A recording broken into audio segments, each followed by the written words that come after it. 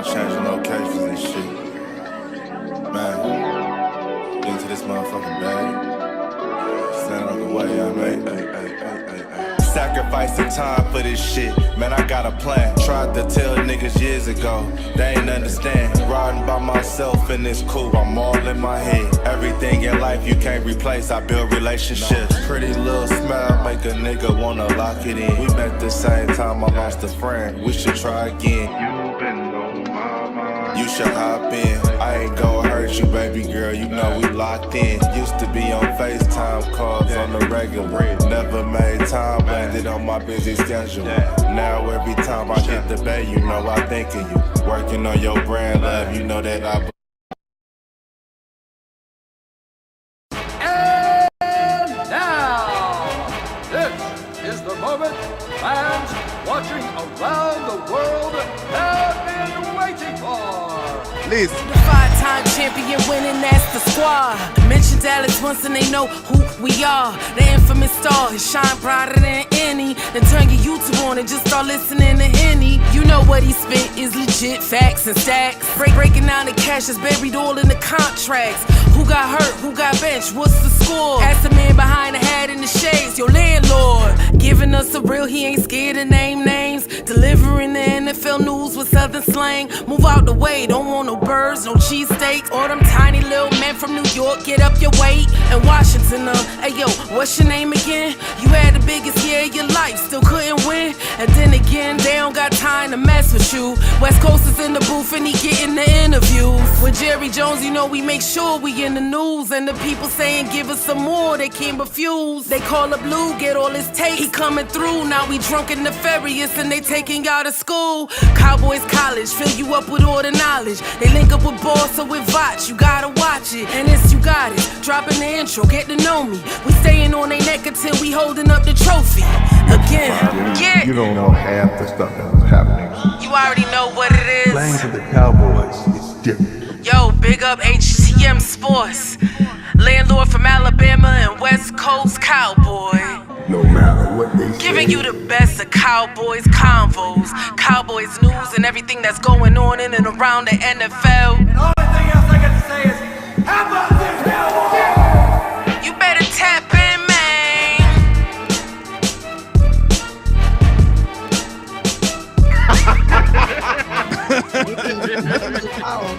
And we are live.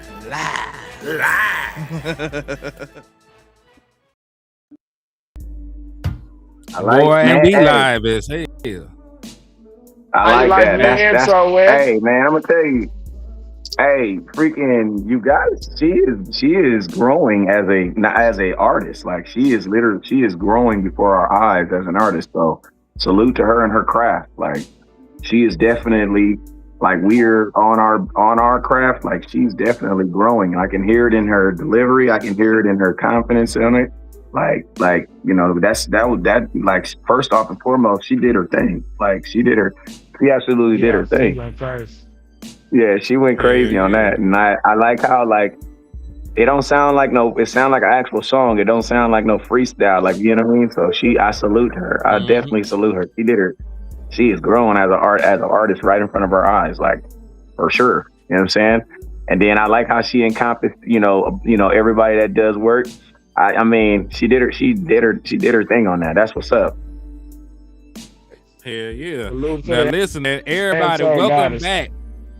Everybody got to tell welcome back to the Kanye West of the Dallas Cowboy content, man. West Coast Cowboy. He's still alive and well in the building. And we are Cowboys Uncut, getting thrown, going crazy, no fugazes, the most unadulterated, unfiltered, uncensored. You can't even show your mama this content, man. That's how raw it is, man. Yep. Hey, and just to answer your question, Joe, I'm currently live on let me see, I'm live on my Facebook, I'm live on my Twitch, and I'm live on my YouTube. So yes, I'm up. I ain't gonna lie, I had to disappear from about 30 days. I got a crazy baby mama out there. I made a bunch of good decisions in my life.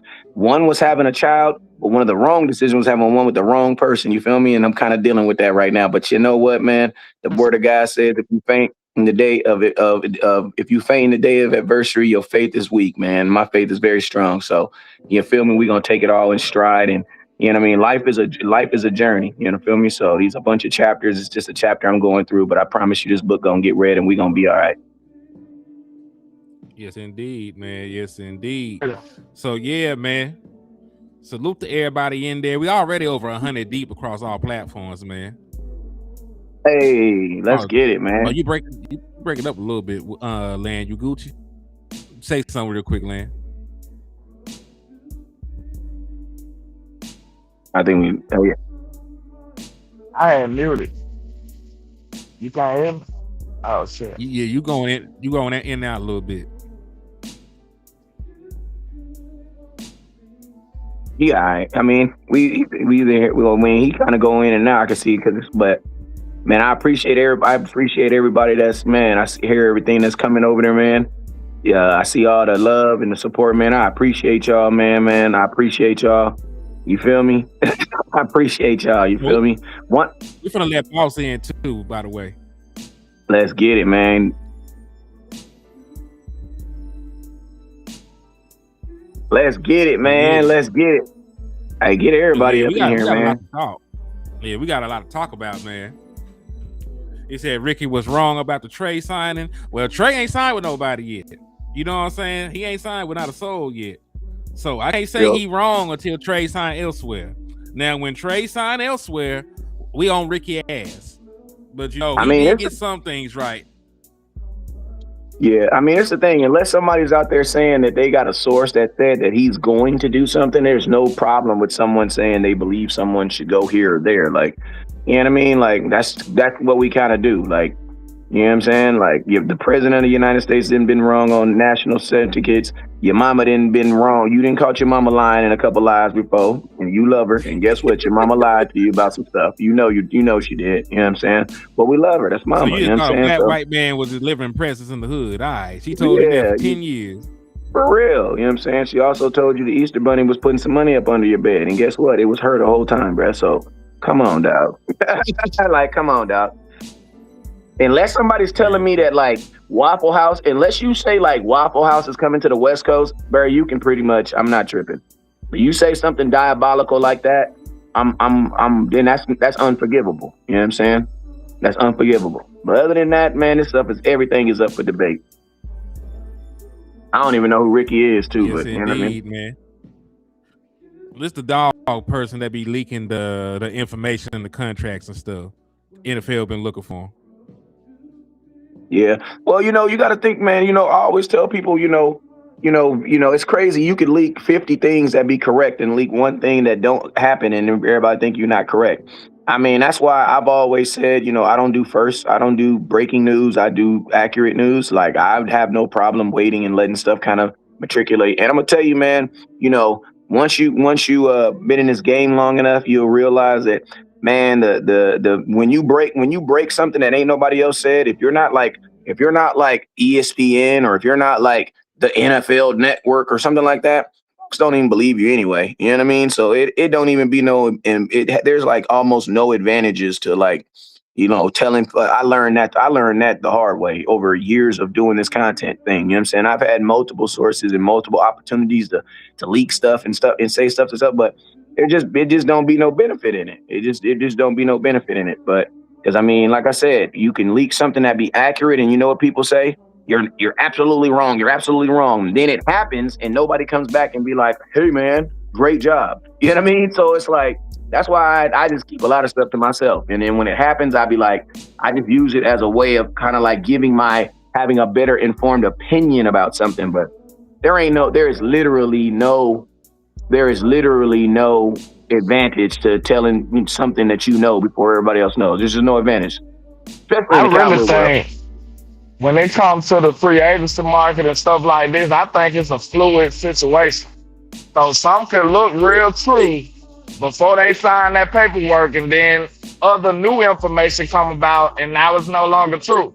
I think it's just a fluid situation. Like, okay, he looked like he finna sign here, then a new offer come in. I think the phones just be working, and I think it be moving double speed. So I ain't gonna lie, I don't really know if you could just say, okay, they wrong or they lying, I think sometimes the deal just don't go through. Facts. Or you go meet a dude and you be like, dang, you look like Max Crosby. I thought I was talking to Max Crosby, and you look like Max Shelby. 50 pounds. You know what I mean? Like stuff. You know what I mean? Like it's literally like going on a blind date. Like imagine talking to somebody on the internet for 2-3 months, and then you finally go see them. Your expectations are going to be one thing, and reality is going to be a whole different. Don't mean they lied. That just means they posted old pictures of themselves. That's all it is. But salute to everybody, man. We got 1,000 things to discuss. We got Boss Show Me in the building. We got LandLord in the building. Wes, we gonna come together and we just gonna talk through this shit, man. So let's start, man. Let's just go down the list. Man. First order of business that happened today. We woke up. We knew it was free agency eve. Like something gotta happen. And the Dallas Cowboys did make a move. It was just not a move that I wanted. Like, I ain't gonna sit here and lie, sugarcoat nothing. I personally got on the phone. Well, I personally got on the phone and talked to boss and said that Rashawn Gary wasn't shit. Right? Me and LandLord did the work. We ain't even dropped the video yet. Me and LandLord got a video of us watching film on Rashawn Gary and Quiddy Pay. Quiddy Pay, it was ass. No, matter of fact, Rashawn Gary was booty, and Quiddy Pay was like the booty juice. Like, when you squirt a little bit in your pants? Like, that's how bad Quiddy Pay was. Quiddy Pay was the worst one out of all of them to me. Like, out of everybody we watched, bro, like, I don't know how that man got that bad. I don't know how that man got that shit. But Quiddy Pay was god awful when I watched this footage from this year. Now, Rashawn Does that say more about Quiddy Pay or more about the DN market? Which one says the most about it? Jalen Phillips has got $20 million. Yeah, it say a lot about the market. Like, they are desperate. Yeah, they desperate. Yeah, that shit ugly, man. Yeah, so, and listen, I'm not going to sit here and act like he is just the worst player. Rashawn Gary, I'm being slightly hyperbolic. It wasn't great film compared to the other people that I've seen. I watched Chase film. Can I jump in real quick?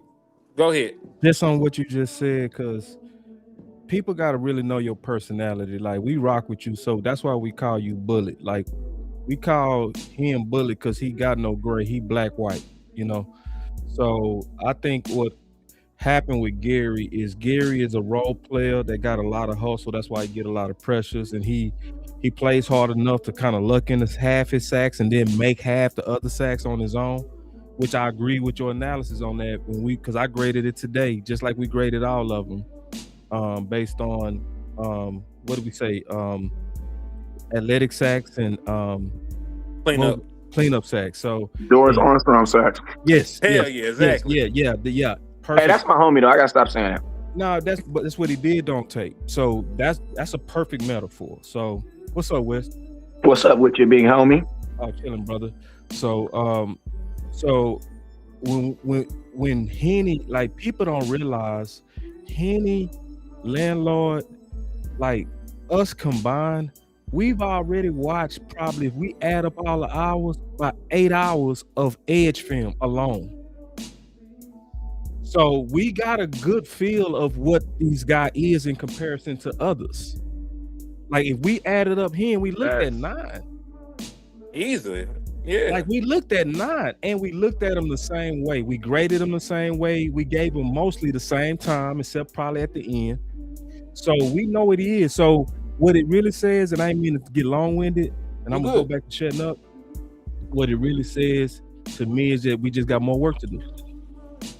Yeah, he can't be your lead horse, dog. No. Like, if you and listen, I'll be fair.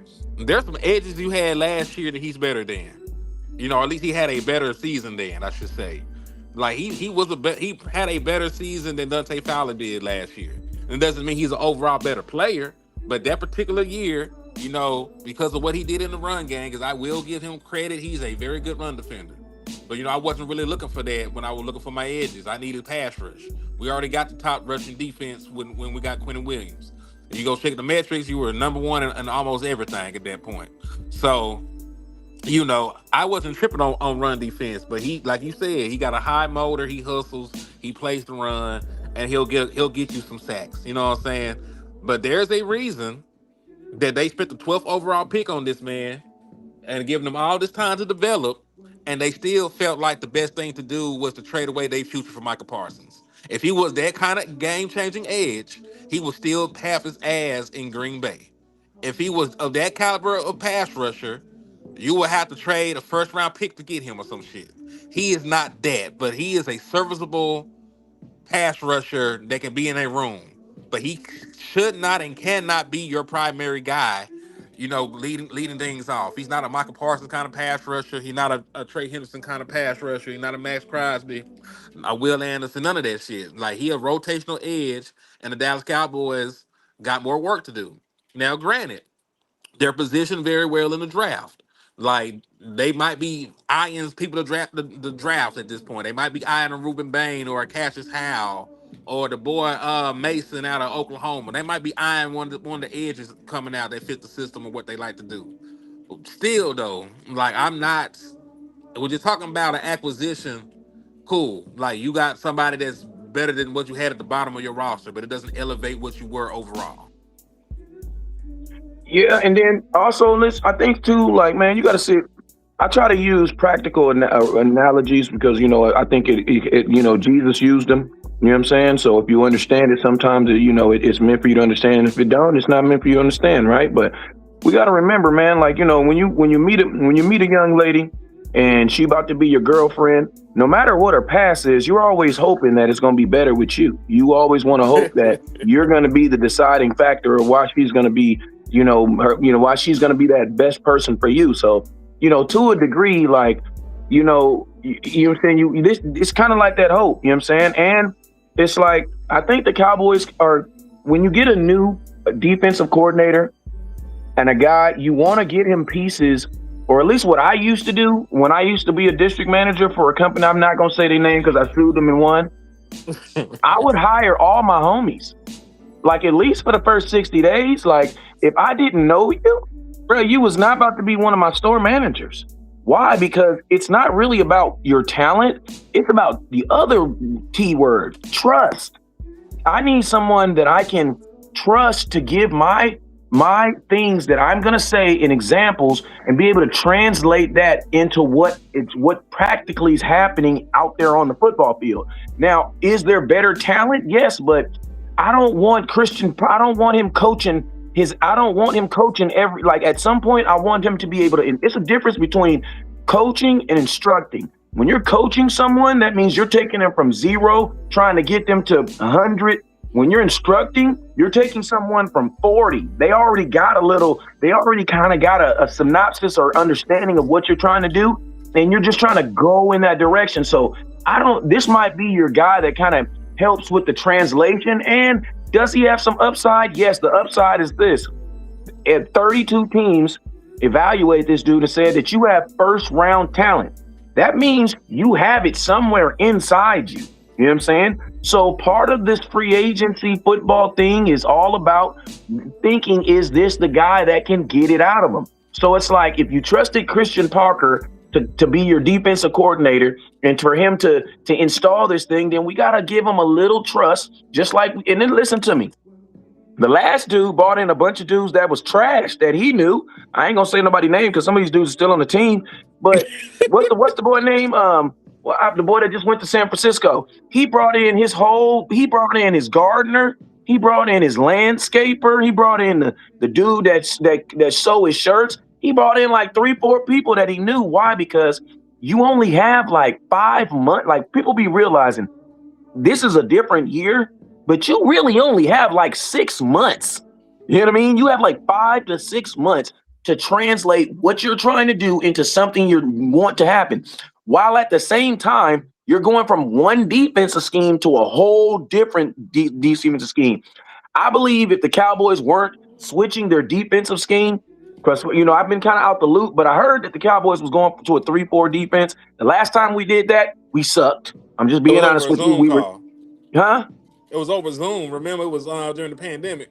Exactly. But guess what? I like the fact that Christian Parker's like, you know what, man? Listen, the Cowboys got so much stuff that we got to fix on defense. I need some guys that I can just flat out trust in this locker room. So maybe this isn't necessarily about the talent, but maybe this is about a guy that he can actually trust. Why? Because he don't know Sam Williams. He don't know he don't know the defensive line. He don't know none of these. Well, you know Kenny Clark. You know what I'm saying? But it's like, also think about this. Before this guy right here, you had one guy on the defense that you had. Guess what you have now? You got two. Two is always better than one. You know what I'm saying? So, like we trusted Christian Parker, I'm just going to trust Christian Parker that he kind of know what he's doing. I'm not going to trust the player because I don't know the player. You know what I'm saying? But I'm going to trust Christian Parker and give him the same rope to hang himself that I gave Eberflus when he brought in, what the boy name? Them two dudes that was not good. The linebacker. Come on, and y'all was saying Jack Sanborn was supposed to be Max. He was supposed to be Luke Kuechly out this month. You know what I mean? The only thing they had in common was their skin tone, man. But sometimes, like when you take on a new job and you got 11 different positions you gotta coach or get right. Sometimes you be like, bro, and now instead of having 10, I got 9. I got 9 people I got to deal with. You know what I'm saying? So I'll interject and say this one thing, because I do understand what you're saying, and that sort of concerns me at the same time, though, because both the people that we brought in so far are guys with sponsors on the team. Like, even in the case of like Rashawn Gary, he got like 3 different sponsors on the team. You know, he was with Christian Parker, he was with Ansley, and our brother, the Ghost Rider, he already trains with this man. So there were probably 3 people already on the team that vouched for this man to bring him in here. The same thing that can be said for Jalen Thompson, because he was just with Ryan Smith who we brought over. So you're right. I'm not necessarily sure I agree with the approach in this standpoint, because there's only so many roster spots. But they did bring in people that they know and trust. You know what I'm saying? They did bring in people. And yeah. I probably would have, and that's the thing. Do I go with somebody that I watched their tape and I feel was better, and is flat out a better player? You know, probably even cheaper maybe. Do I go with somebody with the talent and the being and everything else, or do I bring in somebody that I know? You know, and that's the thing, because I think there were better options, you know, available. To your point, we looked at remember that we almost drafted Caleb Vaughn chasing over CD Lamb a couple years back. You remember that shit? Well, he finally is worth a quarter now. He's finally a good football player now, and he's on the open market, right? You got guys that can come in and contribute that you probably even have to give assets to get, and you know, you make a move like that to bring in your partner. Now I get it. You know, you want somebody that can help translate the scheme, but when you had the opportunity to actually do that at the Mike linebacker position with Dean, you let him go. You let yourself get outbid by the Raiders, and that's actually the person that's gonna help you control your back end. So I understand your point, and it looks like they're actually doing that too. But the real question I have is that the right approach? And I'm just gonna pass that question around to everybody. I mean, I put it to you like this, right? I don't know if OJ did it, but I understand. That's all I'm gonna say. I understand. Yeah. I understand, brother. She was riding a whole nother man in your Ferrari, hair down in the air. I understand. I understand. Listen to me. It be sometimes like, and let's just be real, right? The Dallas Cowboys don't really keep nobody. You know what I'm saying? So, like, just because we traded for someone doesn't necessarily mean if it works out. The Cowboys showed me last year, just because you go get somebody don't mean he gonna finish the season. You know what I'm saying? So I just feel that, like, sometimes you just put familiar faces in the room, so when you walk in the room, you at least have a guy that you ain't got to learn how to say his name. You know what I'm saying? And, you know, was there better talent out there? I believe there's always better talent out there. But sometimes, like, you know, man, I just feel like you got to give them a little, I think this is more on the defensive coordinator. I'm saying this. I don't believe if Christian Palmer was our defensive coordinator, I don't believe this guy's here. You know what I'm saying? Now, listen to me. The fact that the Dallas Cowboys signed 2 people on day 1 of free agency, I tip my hat off on them. Listen, I got to, because for the last 10 years, we've been cooking on week 3. You know what I'm saying? We've been getting the Jeffro Nickersons and dudes that you ain't never even heard of before, let alone getting a guy on the first. So like the fact that we are actively trying to do something, sometimes, man, you got to take your wins where you can get them. You know what I'm saying? So, I definitely believe there was people out there. I think there was guys out there was probably better than him, though. I would definitely agree with you on that.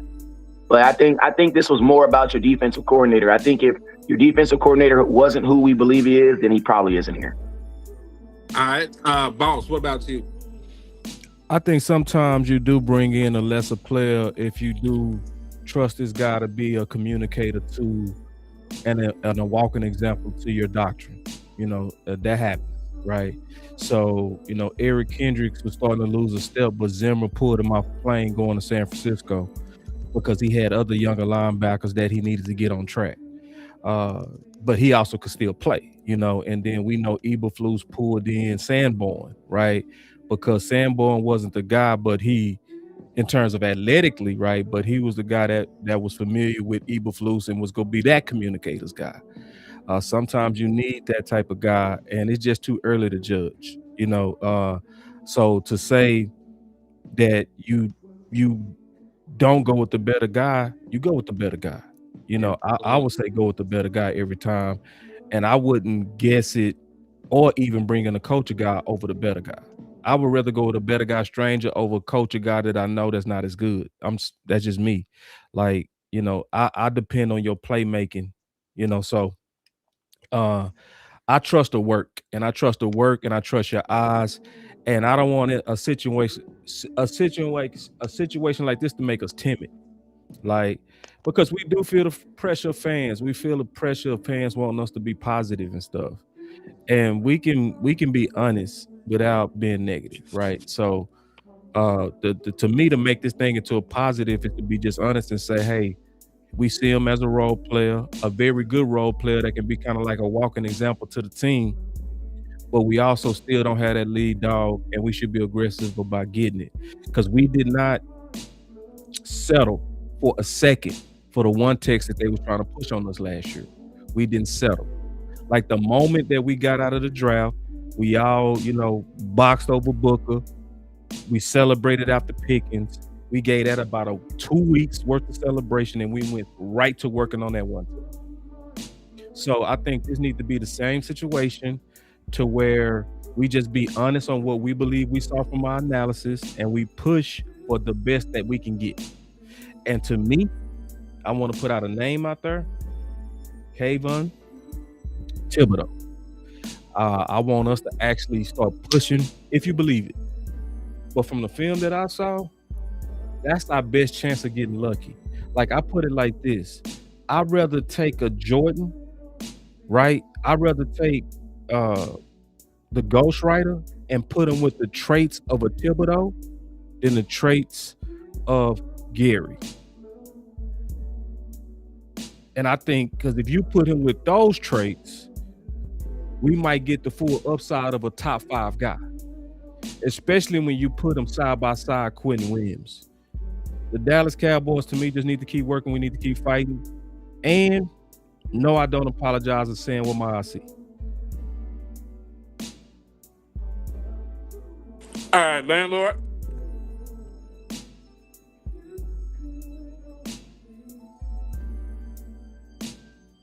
I think he cut out. Land, you alive?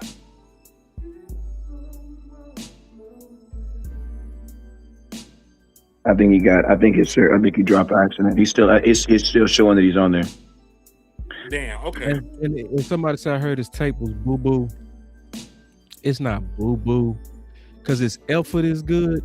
It's just what happened is it's like, bro, if you go out, ain't nobody gonna be really excited about the 8 best looking.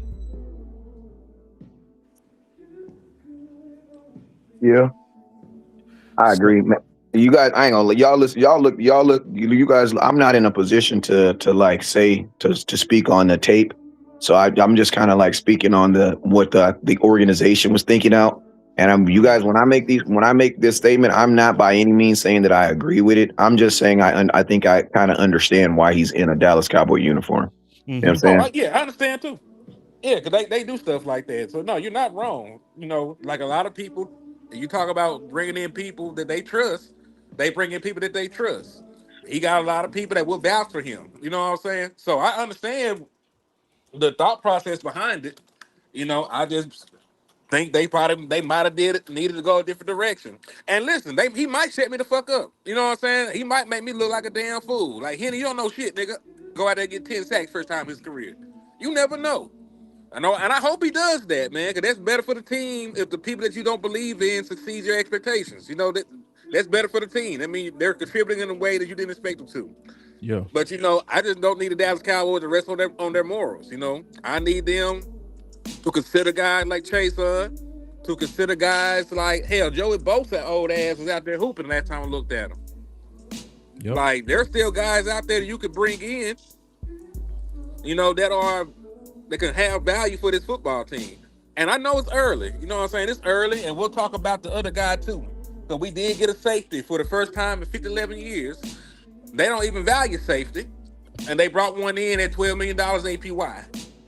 So we'll talk about that next, matter of fact. I'll start with you, boss, and I'll give it over to Wes, man.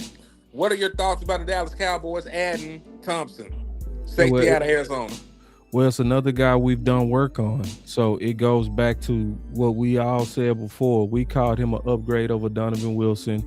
We talked about his range. We talked about that he seems to be a sure tackler. He can be a little bit stiff at times, but he shows great courage. Very good youthful safety. So we got better there. That's where I can say, like, emphatically, we're better as safety. You know, so I don't have anything like really bad to say. The only thing I say is this: Minka was better on tape. So is Donovan Wilson still on the team or what? No, Donovan Wilson was an unrestricted free agent. He is on the open market. He need a job somewhere. And the way he played, you know, he might not have a job. Because nobody that was a Dallas Cowboy free agent has been signed by a different team yet.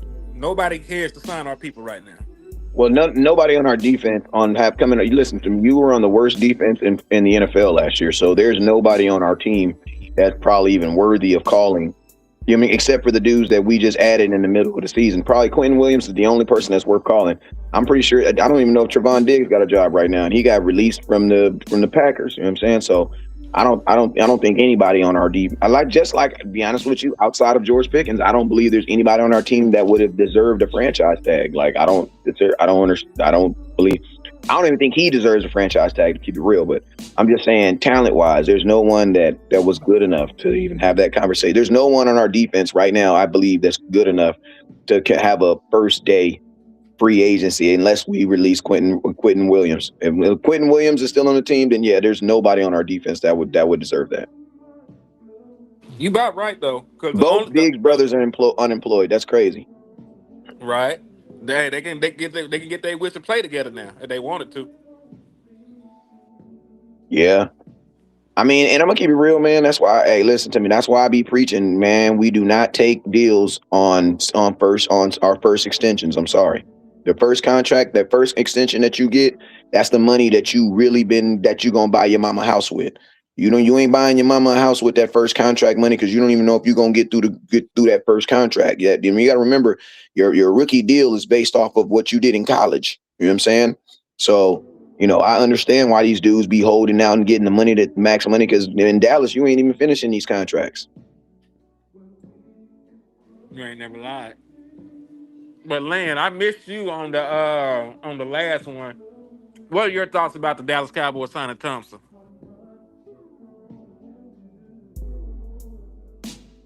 Well, I think he's better than what we had. You know, I really would have preferred Minka, but I guess they didn't see it the way I saw it. So I can't get mad at them for not selecting who I wanted. I gotta forgive me. It is pouring down where I'm at. I can barely. But Yeah, I would have rather got Minka Fitzpatrick, to be honest, but to me it looked like Jalen is more of a box safety, right? Damn, I don't like that's the box. Yeah. Good Lord. He got a little versatility, but he more of a box safety. Yeah, so maybe Christian see him as the star position where he was talking about. And think about this. Go ahead. I'm sorry. What you think about that? No, go ahead. Now repeat the last thing, because you kind of, on my end, it took like a 15-second. I couldn't hear you for 15 seconds. So say that last thing you said again. The question you said. I was saying, do y'all think the Jalen Thompson guy is the star position that Christian Parker tried to like, the nickel guy? Is that who he looking for, or what? Yeah, I mean, I think also look at the picture we have up there right now. The picture that you have of him right now. What else do we notice that stands out on his chest? Oh, he a captain. Yeah. Who's your captain of your defense right now? Shit. I don't exactly. The nickel. You know what I'm saying? So I think that the Cowboys are about to do something dramatic. You're switching your defense to something that, you know what I'm saying, that you haven't done successfully in a very long time in Dallas. I don't think we've been a 3-4 defense since 2020. Yeah, I'm about to say before Jalen Smith. Had to be before Jalen Smith. So that was, but I'm saying successfully, not just an experiment. That was an experiment. You can't even count that, man, because that was COVID year. That was just a weird situation. We was literally sending people YouTube videos. You know what I'm saying? They literally learned the 3-4 defense based on a Boss Cowboy breakdown. Like literally. Yeah. Like for real. Like that's how I learned it. You know what I mean? But I mean, it's like, Bob, you know what I mean? was saying you don't think he a nickel. No. Box safety. I mean, like, not from what we saw. Like we put on Cooper DeJean for him to be the model, and their games are different. You got one guy playing in a lot of space, and you got another guy that's kind of half space, especially sideline space, but then also a guy that sometimes get lined up on some matchups, like Cooper DeJean was on some tough matchups way more than Thompson in terms of where they was playing and how they was playing. I wouldn't trust Thompson to get down there and have to cover. I wouldn't trust it. Like not in a long period of time. I saw some plays made, but I wouldn't want to keep putting him in that situation with a more agile guy. The good thing about him is that he's athletic enough, but I'm not sure if you can just hide him for a long period. But one thing I'm looking. Say, Go ahead. it don't stop you from drafting somebody like Caleb Downs if he do fall to you. But then you can mix and match some things. You can switch their responsibilities around. Because I think that Caleb Downs might be able to play a lot of nickel slot for you if you wanted him to, because of his versatility and athleticism. So, and listen, I can't be sitting here depending on no rookie no damn way. But I'm just saying, if you get the opportunity and they overthink it again, they let that fire ass safety fall like they do every damn year. Like you got a better safety room, and then you would have a real legit person that can play the star for you. But that's just me wishing and hoping on a star at that point. You know what I'm saying? I don't really think you are, man. I don't think you're wishing and hoping. The only way that you might be wrong is if the trend of safety is starting to creep back up. And I'm not sure if that's happening, right? We would have to look around the league. But the trends that you notice happen. Like you and LandLord noticed the trend of receivers going early last year and the year before. Mm-hmm. And it was so undeniable that I couldn't even fight y'all on it. I called y'all sinners for that. And evil heathens. But I couldn't deny it, and it happened like that on draft day. It happened like that. Like y'all predicted it was going to be a run, and it just makes sense because a lot of teams trying to stay away from paying Pickens types. If I can draft a guy in the first and he pan out, right, then I don't have a big ticket receiver on my book. You know, I got 5 years worth of rights on a hopefully dope guy. So now I don't doubt your trends. I don't even think you wishing upon a star. If anything, you probably super realistic on him slipping because it's already been a lot of leaks about it, injury and stuff that cause scouts to kind of get skittish and not want to put their job on the line. When you start hearing about the knee, what's the term that was going on with his knee? Degenerate or something. Basically his knee like it's breaking down, so so that can happen. But I would just say on day one though with Thompson, it's just gonna be one of those where I see him as a solid starter, just a good starter. I don't see massive playmaking yet. Like I don't see it like a major ball guy. I see a guy that's just gonna be kind of reliable, and sometimes that's all you need back there. That's all you need back there. We all want playmakers, but yeah, he's an upgrade too, and that's a step in the right direction. And I like the fact that this is coming from the back end coach, right? You have a personal coach, and like Wesco said, you saw that C on his chest. Those type of traits is kind of like I'm bringing in guys that I feel like go be able to spread my culture, my way of doing it, my style of doing it, like all of that kind of stuff, like my tempos at practice. These are the things that these guys already know about the coaches, and they target it and they got it.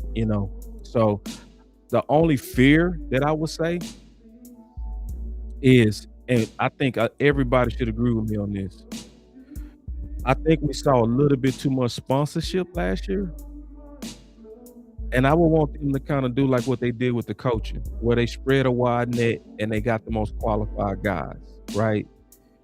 I don't want this to become, okay, we pick qualified coaches, but now the coaches are kind of moving like politicians, where they over here like, let me go get the guys that I like, the guys I'm familiar with, versus like you did with coaches. You got the most qualified guy.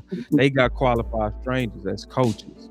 I think they should do the same thing with the players. Go trust your eyes. Go trust interviewing these guys. Don't trust that, hey, I was in the building with this guy and I like him and he has a good attitude and all that kind of stuff. Because I think you can miss out on dope talent when you like that. Yeah, I could definitely agree with you on that aspect as far as missing out on talent. To be honest with you, the more y'all talk about it, he sound like a replacement for Malik Hooker while he up here celebrating 10 years in the NFL. Salute to him, but god dog, man, when are we gonna call it quits? That's all I'm saying. Or when are we gonna call it quits on him? I mean, I'm not saying that it's not, I'm saying there's not, other positions, but I think Malik Hooker in my mind has always been like Jeff Heath.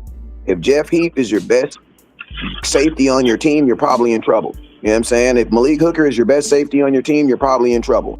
You know what I'm saying? Like that can't happen. Like there was times last year where our defense literally missed Malik Hooker. Like we were literally like, oh my God, when is Malik coming back? Nah, bruh, we need that. Malik Hooker cannot be our best safety on the team. Like that just can't happen. So I think, to a degree, in my opinion, he sounds more like an upgrade to him, even though I know we need another strong and another guy that can be in the box, but he really sounds like an upgrade to Malik Hooker, to be honest with you. Because, I mean, if you bring in if you go draft Caleb Downs, Malik Hooker's on the sidelines. So, hey, I'm gonna do a little exercise with y'all real quick, man, while we all in here. And we got up to over 400 people across all platforms, man. There's like 410 people in here right now. So the nation We really can't even see your face, man. Let me see your face, man. I ain't seen you. Let me see your face. Show your face. Hold on.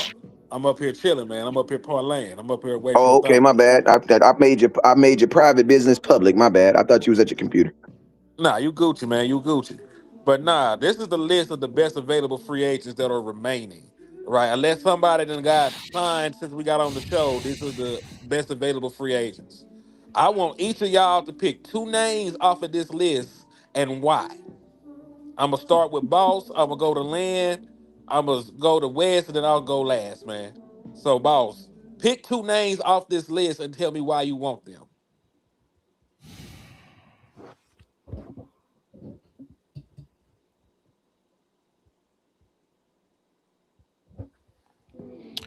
The two names that I want off this list right now is I'm a cheat and do three. Go ahead. Trey Hendrickson, Chason, and Tariq Woolen. Doing them right now. And And elaborate. if I had to choose one edge, I'm going Trey. Understood. But if I'm trying to go good price, if I can't fit it in because he's too expensive, I'm going Chason.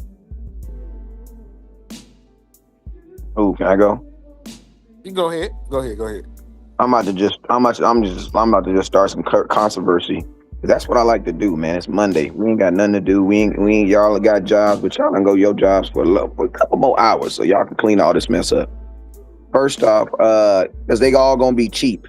You know what I'm saying? So I'm shopping at the in the bottom barrel. So give me Dallas Gobert. Give me him.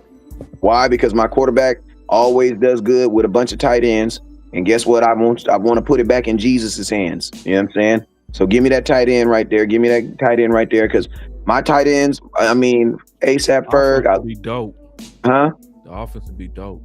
Yeah, it'd be dope. Because, man, listen to me. Oh. You listen to me. I know one thing for sure. Dak, listen to me. If you go get Dallas Gobert, technically, that from the starting point, that will be the best tight end that Dak Prescott has had. Now, has there been other tight ends that he's developed into really good tight ends? Nah, that'd be the dopest one.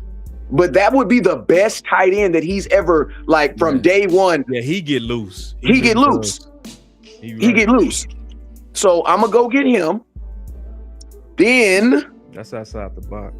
I'm about to go get Devin Lloyd. Why? Because he's obvious. I'm also go get. Listen, I'm gonna tell y'all this one right here.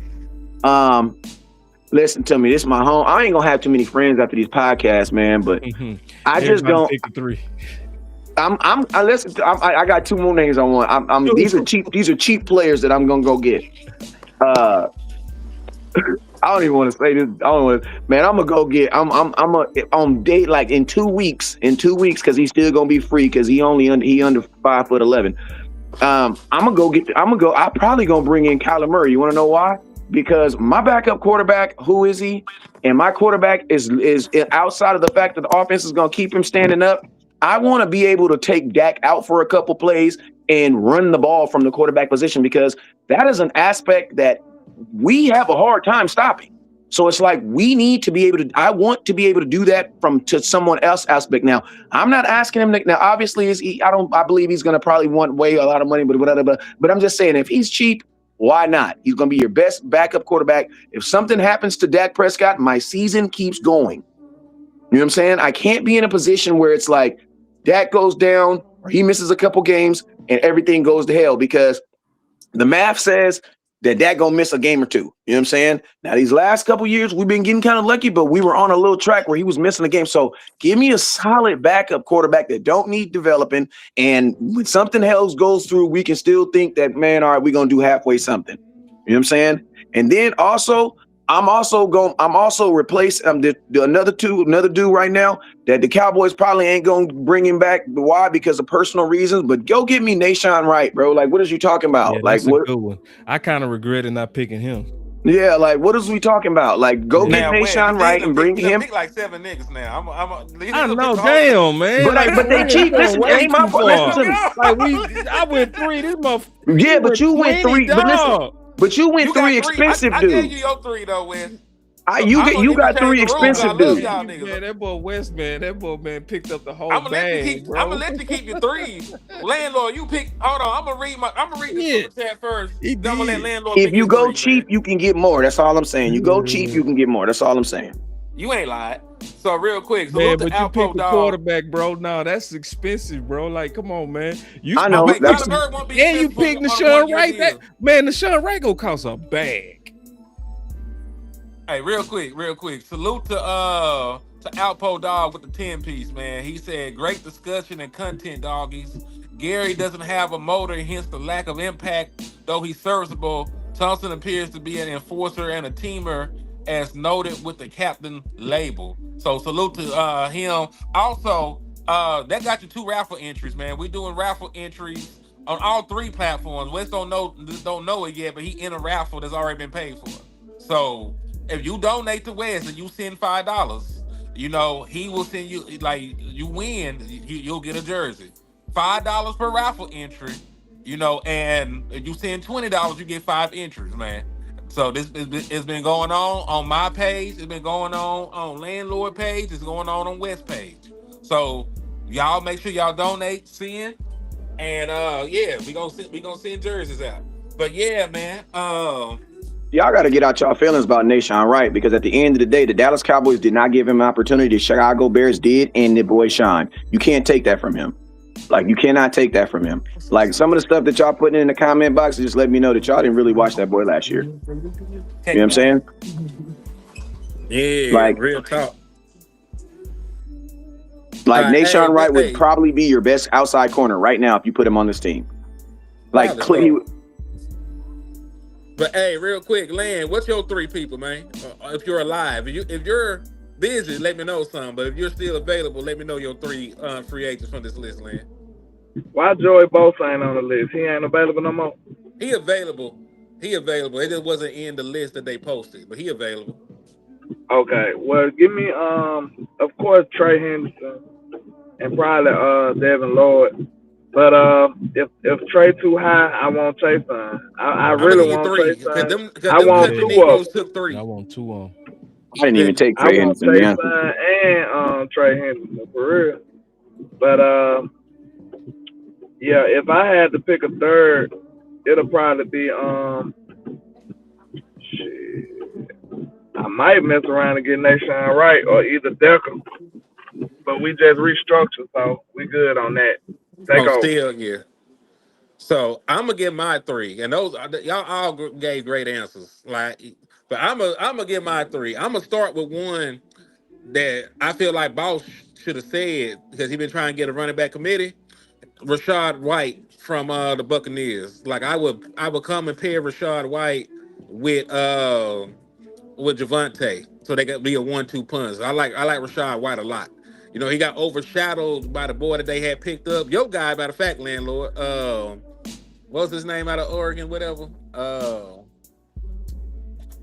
running back they picked up, the Bucks did. But he got overshadowed by him and lost his gig. But I would bring in Rashad White to bolster the running back position, and then with my other 2 selections. Can I say real quick? I love what you just said. Like, love it, like, for real. Because see, the way you building, I just want to just add to what you said. The way that you building might be exactly what we need if we have edge by committee. That's a good idea. Yeah, hell yeah. If you gonna rock like that, like you gonna probably need to keep some folks off the field. If your defense you questionable, need 2 dope backs. Yeah, if your defense questionable, just make sure they don't play a lot. That's what we did in 2016, 17, 18. Keep the niggas off the field. Keep them off the field. Keep them rested. So you know what that means? That means you need, if you're going to keep them off the field, 2016, you know what our biggest aspect of 2016 was? We were the number 1 team in third down conversion. And you want to know why? Because look how many times. Third down. Because we avoided third down. We never was on third down. We was first, second. Running the ball, pounding with Zeke. You know what I'm saying? So that's so true. And Zeke and Morris. It wasn't just him. Oh yeah, we were running. Everybody got carries in that. Hey, boss, I did. This is our subject. I promise I'm gonna give y'all my 2 in just a second. Mm-hmm. But the teams that were supposed to get Jeremiah Love have picked up running backs. The Chiefs just signed Kenneth Walker, the Super Bowl MVP, and then the Saints, you know, they went out and got Travis Etienne. So like the 2 somebody probably gonna pound it. They gonna pound with somebody. That'll be crazy. It might be us. It's his point. I feel you. Like, so like he's saying, like, the teams that's ahead of us that need running backs just fill them holes. And usually in the draft, when they do that, they don't draft. Cause they pay them niggas a lot of money. I will fight everybody if we draft Jeremiah Love. I'd be like, screw that defense at that pick. No lie. So let me get your back on this, Henny, and say this. If we just once we get through free agency, and let's say we don't got our lead dog edge, we go tell the truth. This is line season though. It's a lot of people go make it seem like we good at edge, even if we not, right? We definitely not.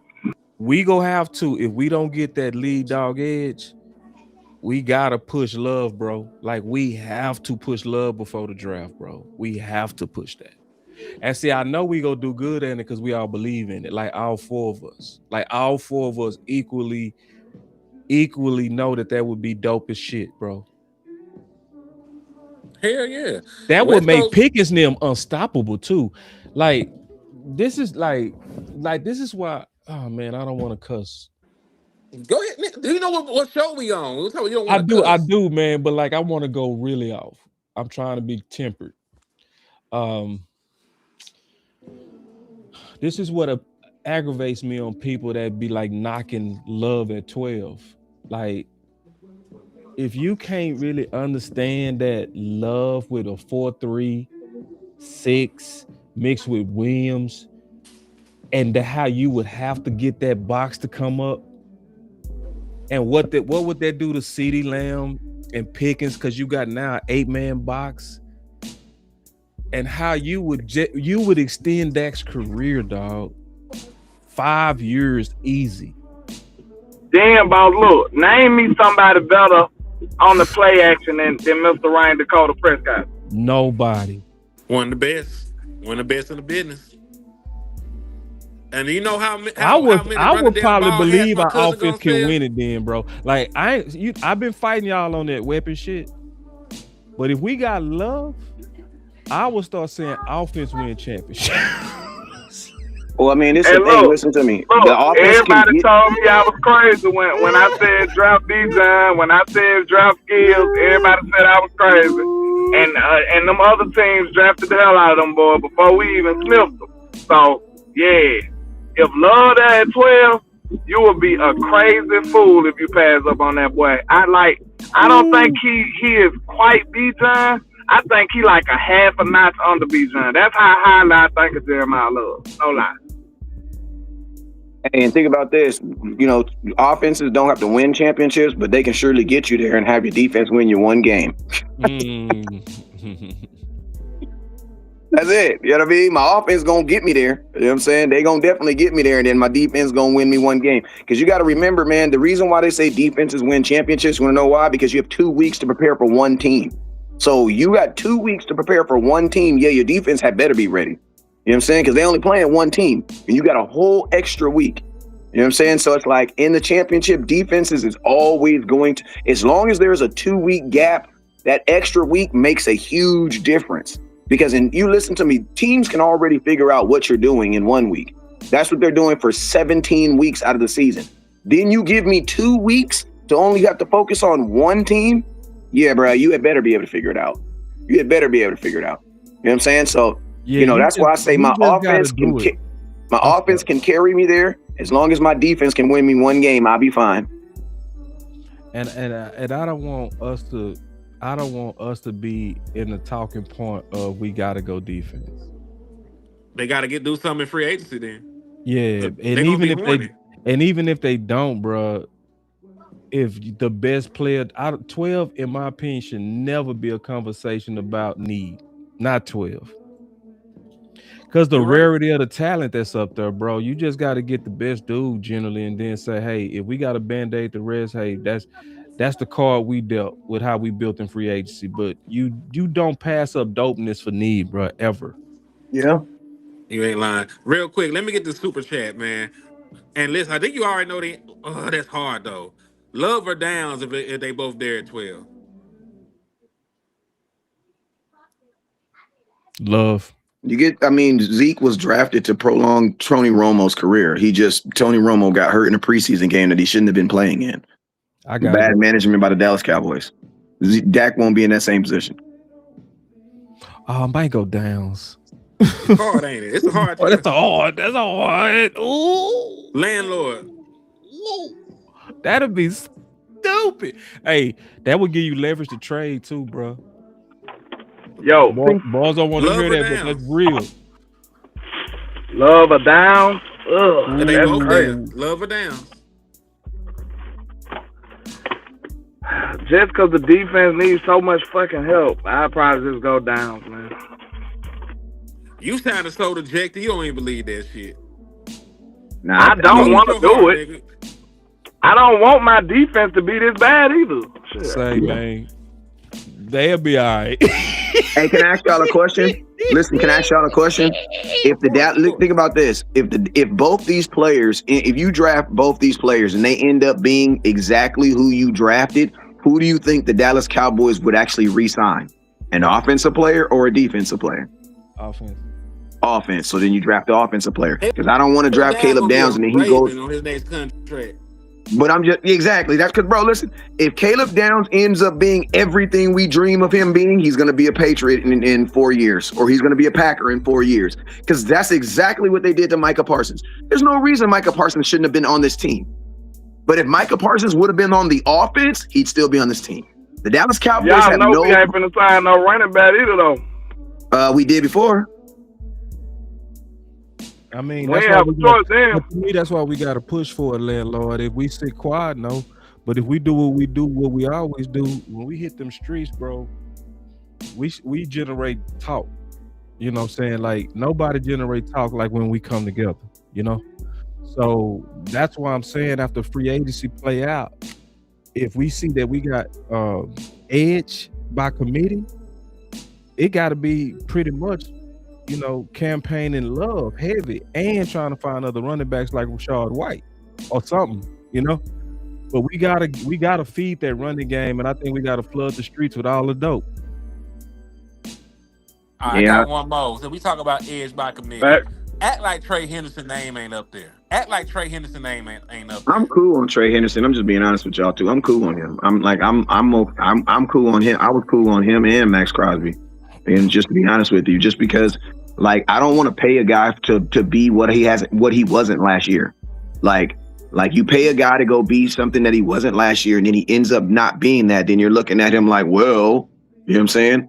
Like, if you're gonna give Trey Henderson the type of money that he wants, then I'm happy. I'm sorry. Like, that's like, I'm not. I just, and I know that he has legitimate reasons for the things that he's did. But man, listen to me. The future ain't always what we plan it to be. You know what I'm saying? So, and especially on defense, man, like, especially with all the changes there's so many, like, honestly, there's so many reasons why a defensive player could fail on this defense. Why? Because you have a new defensive coordinator, you got a new scheme. There's just so many different nuances that a player is going to have to come in and deal with. Whereas on offense, everything's the same. Everybody knows each other. You just got to go be who you are. That's it. It's plug and play on the offense. Why? Because everybody's the same people. On the defense, I don't know who my starting corners are right now.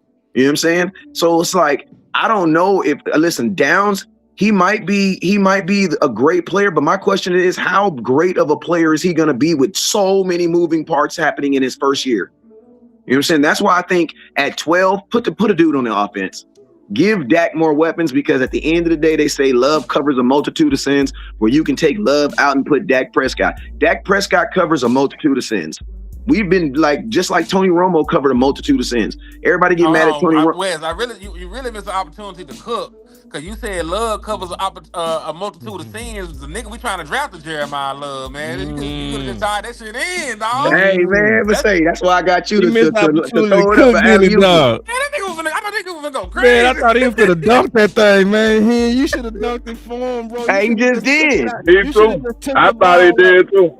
Yeah. Man. Hey, he just did though. But I'm just saying, man, like, people get mad at how bad we were last year. Imagine if Dak didn't play 17 games last year, man. Like, where we'd have probably been the number one pick. Boy, you gonna get a quarterback this year, that nigga do. Exactly, man. So it's like, bro, Dak Prescott is good enough to cover how bad our defense is. So guess what? Give him more pieces. Because at the end of the day, I would rather give Dak Prescott a piece at 12 than giving Christian Partner, who I don't even know is going to be, I want him to be everything I want him to be. I do. But there's so much. And I don't want a guy coming in at 12 thinking that he has to help the entire defense. I want a guy that's adding to other great players. I don't think adding one great player to a bad defense is going to help us. I'm sorry. I think we need a multitude of guys. This is the problem that's going to take probably, and that's why I was so okay with Christian Partner getting signed. Why? Because I was like, he's young. That means he's going to be here for a couple years because he's not going to be able to fix this defense in 6 months. Like I don't believe that he's going to be able to fix this defense, have us in this top 10. I don't even think you need a top 5 defense, but at least a top 10 to 15 defense in 6 months. I don't believe it, but I believe that the defense can be 20-ish. And Dak Prescott can just score a whole lot of points, which has always been the plan. Remember when we drafted Zeke, the Dallas Cowboys said, Jerry Jones said, well, the best defense is a good offense. You know what I'm saying? So keeping the defense off the field should be your number one objective. I don't even care if you get Trey Henderson. I don't care. The number one. Hey, let me parlay that into my next thing. I started that with act like he. Somebody say give Dak more. Hell yeah! If Patrick Mahomes can go get a Super Bowl MVP, you better watch your mouth. You better watch your mouth. But hey, again, act like Trey ain't there. I'm gonna let y'all fix the pass rush, man. What does it out of this list? We just gonna take these two motherfuckers, then we go into the draft, man. Let's say that they do something like they trade for Patrick Queen, the linebacker. You got linebacker taken care of, and we gonna get 2 more pass rushers, and we done. Act like Trey ain't there. Who is y'all rocking with, man? And I know that you're gonna push for Kayvon Thibodeau, boss, and I don't blame you for it. But just like free agent options right now from this list, give me 2. Yeah, Kayvon Thibodeau. Thibodeau and I give me Thibodeau, give me Kason, and give me Joey Bosa. Why not, man? Now, from this list, I'm going Chase Son. I about to say y'all niggas don't see Thibodeau on here at all. Yeah, I know. I was just messing with him. I'm gonna keep to the rules. Chase Son and Clowney actually. That make a lot of sense. The nigga just had 8.5 sacks for you out like an hour off the couch. Yeah. I'm gonna get mine, man. It's definitely gonna be Chase Son. I'm gonna fuck you up with one. Give me Von Miller. Give me Von Miller. You looked at his film? I looked at his sacks so far. Okay, how it look? He still look Von Miller every once in a while. In the sacks. Okay. And he is super 3-4. And he is super 3-4 dude. He is super 3-4 dude. He is 3-4 dude. He's a super. I was looking at both of when he hit me with the link. So from what I've seen so far, he still got the power. He still got explosiveness. I can't tell you about the production because that ain't got nothing to do with me. Systems and situations is different. Y'all be careful. So I'll take Chase Son and Bosa. And I ain't look at Von, so I can't say. Yeah, Von Miller is 418 years old and still getting caught up in the club. So I mean, he still got it. Yeah, I'm somebody that I'm not afraid of old. I do know there's such thing as, like y'all said, imperfectly corn. Y'all need to trademark it. Wake up, sorry. That's a real thing. But one of those things that I try to watch for is there are those anomaly type of athletes too, right? Like Bobby Wagner's, like what was the Junior Seau, right? I think Minka Fitzpatrick won. I ain't gonna lie. Yeah, okay. I think Trey won. Henderson. Terrence Newman played till he was down there 40. Yeah, I think everybody should be judged on their individual merits and their game, bro. So Trey, like another dude that we'll all likely agree on, that he go age slow, Keenan Allen. Like, it's certain dudes, they ain't never win with athleticism anyway. Mike Evans. Yeah, like if you ain't like Mike Evans just a bully. That been his game. So I'm not afraid of age. Like now Joey does look aged. He don't look like old Joey, but he's still effective. He's still a quality technician if he can stay on the field. Yeah. I mean, one thing about the 3-4 defense is you're not going to have pass rushers on the field when you think they're running the ball. When you think they're running the ball, you're going to be switching them linebackers out. So That's part of the reason why DeMarcus Ware left the Dallas Cowboys and went to the Denver Broncos, because he did not want to be on the field. I was alive when this happened. He did not really want to be on the field when the Dallas Cowboys were trying to stop the run. So where did he go? He went to the Denver Broncos, who only really put him on the field when they were pass rushing. And guess what he did? He flourished and he played longer and ended up winning a Super Bowl. You know what I'm saying? So that's all I'm saying. Now, I know you didn't bring it up, but when are we gonna get to work on the next wave of guys? Shit, tomorrow. Okay. Tomorrow, I'm down because we gotta look, man, because they gotta do something about pass rush. Linebacker's been wiped out too for the most part. Has it? Well, Drake, the one boy from Denver just got released, so Drake, they ain't looking at Drake Greenlaw from what was reported, but they missed out on Dean, Quay Walker. Him and Quay Walker went to the Raiders together. That Georgia connection linked back up. Quincy Williams signed somewhere else. Bush signed somewhere else. Oh, he did? Yeah. Damn. A lot of the linebackers that we were high on are leaving the board already. Now they floated some names. If they are actually in the market to trade for Jordan Brooks, I would like the acquisition. I like the Jordan Brooks a lot. I gotta check the tape to make sure you ain't wake up sorry. But I like Jordan Brooks. Another name that they floated out was Patrick Queen. I don't know if he's just a name no more, because I was hearing bad things about Patrick Queen. I ain't went and checked the Carfax. So, they're floating names of trade candidates, and I know the Dallas Cowboys love to trade for people. So we'll see what they actually do about linebacker. But a lot of the guys on the open market that you have to compete for and haggle with, they're gone. Yeah, Quincy went to the Browns. You're correct. He went to the Browns. I mean, and also, you might want, also think about, the Cowboys got 2 first-round picks in this draft, so, maybe, also you may want to draft a guy who can also translate what you want to do with this, what you're gonna, I think what you're gonna do with that late pick.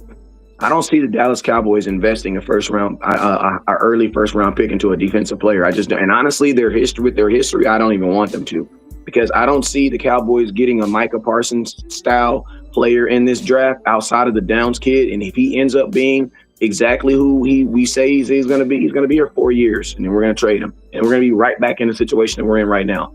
You know what I'm saying? So, give me a defensive player in the later first round, because then maybe if he becomes what we want him to be, he'll actually still be on the team. You know what I'm saying?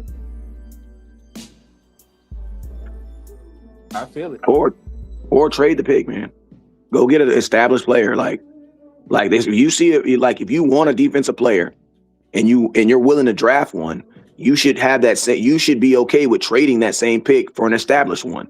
At the end of the day, it's the same thing, but you're actually getting a little bit better. Why? Because you're getting guaranteed experience. You're getting someone that can actually do it in the NFL. So, I wouldn't, if you're okay with, drafting. I think what we got pick 22.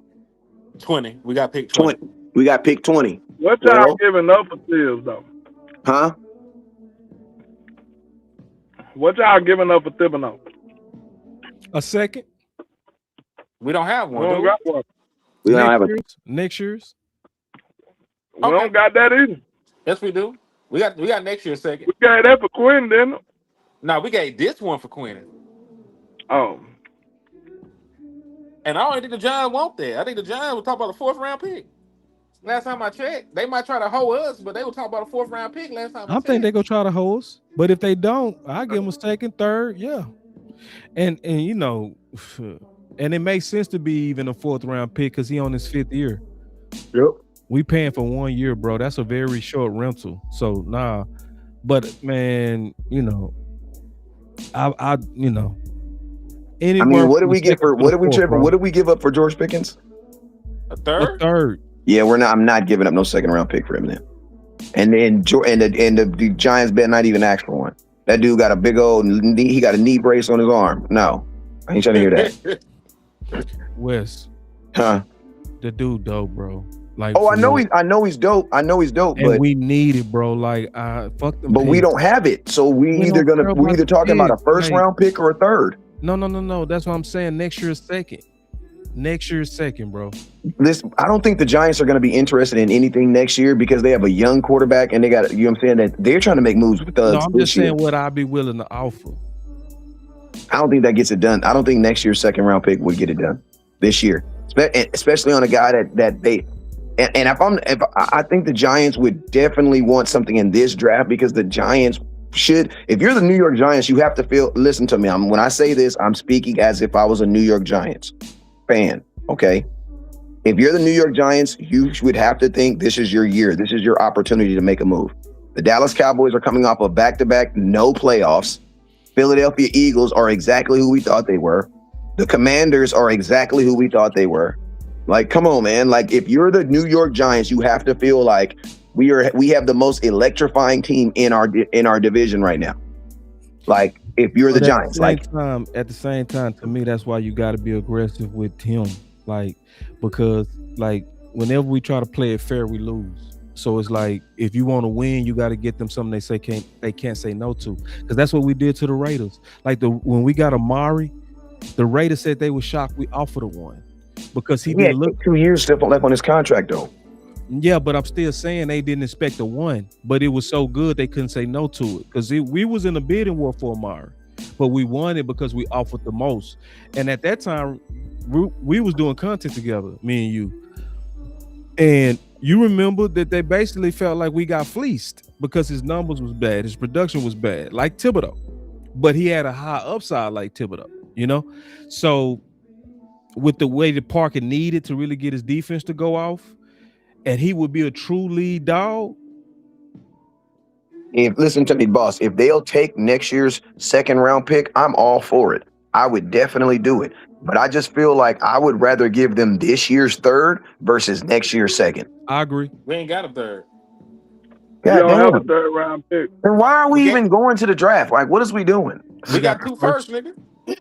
I know. That's why I'm saying we're gonna be there for day one, and then we going home. What are you talking about? Bro. Exactly. We might move down, bro.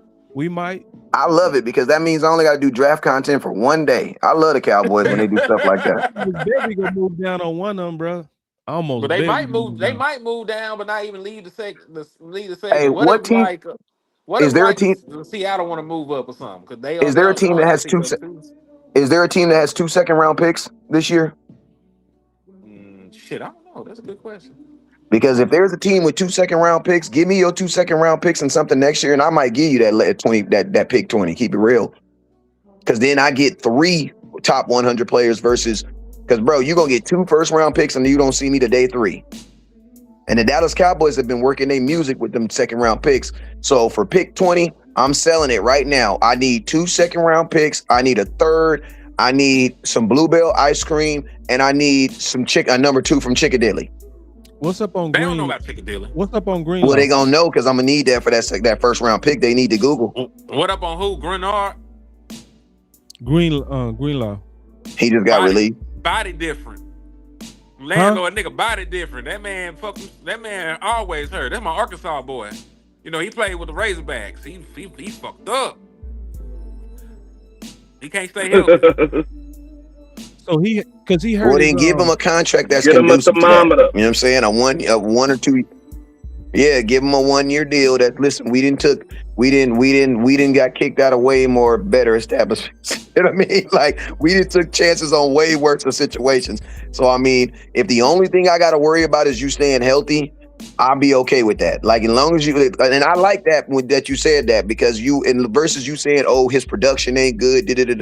So I'll because everybody gonna have a little something when they wake up. You know what I'm saying? You just give them a contract of that being conducive of the fact that, hey man, you got to show me that you can stay healthy, and then hey, then maybe we can do something. Now listen, I understand that, but do you remember he tore his ACL running onto the field in the Super Bowl? Yeah, I remember Orlando Standrick tore his ACL playing around, walking on the field at training camp too. So I've seen stranger things. Yeah, literally, he was goofing around and was literally walking down the little ramp and tore his ACL.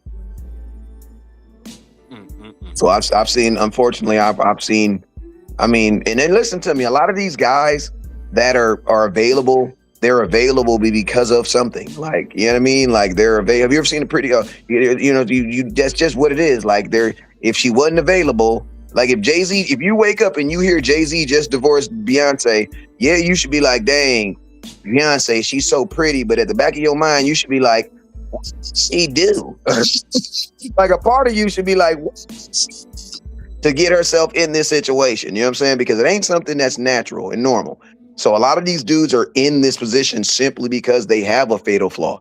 We just got to make sure that we don't overpay past that fatal flaw and keep that in mind. That's part of the reason why I don't want Trey Henderson. Listen to me, I like him, but let somebody else take a chance on him for a year, then double back. You know what I'm saying? But I'm not paying you for something that I want you to be. Because if that's the case, I got to give that respect to everybody. What did the price come down then? How old is he? 31. Okay, no. If the price is not gonna come down, because if the price came down, he'd be a Cincinnati Bengal. Shit, he don't want to play that no more. Yeah, he do. He just don't want he do. He just don't want that. He don't want what they offering. He definitely want to pay. If they gave him the money that he want, he would have no problem playing there. But this the thing though, the league might decide he ain't worth that. If nobody give him what he wants, he not gonna just not play football again. That's right. Yeah, so that's when and guess what? That's what the Cincinnati Bengals is hoping. The Cincinnati Bengals is hoping that the NFL sets the market on him because they feel that he's overcompensating himself, which you should. You know what I'm saying? You always gonna bet on yourself and want the max, but they're hoping that the league and the free agency convince him that you're not worth it. Okay? That you're not worth it. But you can come on back here and we'll give you a hometown discount and blase. You know what I mean? Whereas in like if he go to Dallas, what leverage do you have? Or do you have to even ask him to take less money? You know what I mean? Like you get to play by Quentin Williams and extend your career by two. Right, you know, and he, man, at the type of money he asking for, he don't care about that. At the type of money he asking for, he believes he is the dude. He is ain't the no reason. state tax. You get all the national primetime games. We can Get a Jew lawyer. Get a Jew lawyer. You'll be fine on the taxes. Get you a Hebrew. Just to be political, I mean, I didn't say Jew. Hey, Jesus. Hey, listen, I can say that. I read the word. Get you a Hebrew lawyer. Get you a Hebrew, like Nipsey Hussle said. We gonna get us a Jew lawyer who gonna cook them books, and we gonna be all right. Crazy. But yeah, man, I don't think. I mean, listen to me. When you're trying to use the fact that taxes is lower on a team, on a player, that means what? That means he really don't want to come here. You know what I'm saying? Because people that really want to come here. You asked me why he would want to come here. Oh, I know, but football wise, you know, it's about the roster around them. Now, if they do some gangster shit, you know, because this would be one of the best fronts in the league with him on it. He ain't never played with a defensive tackle as good as Quentin Williams. Yeah, but I mean, and I think also an attractive point is when you this close to the end of your career. You know, if you think a career after football, one of the things that I always had you hot is to play for Dallas. Like, I don't know why more players don't think like that, to where, you know, if it's close, sometimes if you're at the end of your career and they're competitive, go with Dallas, because if you can be known as a Dallas Cowboy, that's going to open up your job market like crazy after football. So it's some selling points to bring them to Dallas, you know, and you know, some people go for it, some people don't. You know, I think Gilmore was somebody that, you know, was really kind of pro playing in Dallas because his dad was a big time Dallas fan. So that was a sentimental reason, you know. Like, we never really know the reasons why some people might be willing to kind of take one of Jerry's discount, but some of them do, you know. But definitely, I'm all the way in the trade train. I don't think it's possible, but I'm in a trade train because of his style of play. Is not just based on athleticism. He got brute strength, and he's a technician with the best get off. Like, he got great get off, bro. Like he get off crazy, you know, when it's on third down, you know. So he would be exponentially impactful with Quentin Williams, man. Our front would be so dope, bro. So dope. Like, how much you willing to give him? How much you willing to give him? I mean, whatever it takes. I mean, like, it's Because at this point, you can't get no trade unless you're ready to break the bank. Like, ain't no use talking about it. Like, if you got to be willing to give him, whatever the market then decides.